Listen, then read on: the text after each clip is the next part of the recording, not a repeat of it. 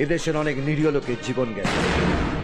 আজ এপারের অভিমন্যু তোর 28টা টুকরো করে আমাদের এক একটা রাজ্যের তরফ থেকে তোর বাপ কামাল পাশাকে 28টা টুকরো পার্সেল করবে।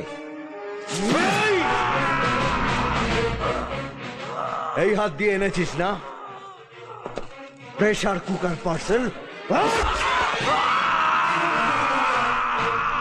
এই হাত দিয়ে ট্রানজিস্টার পার্সেল এনেছিস।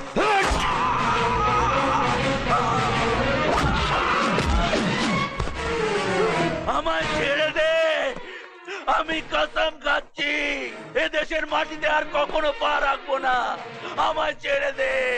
সে সুযোগ আর আমি তোকে দেব না।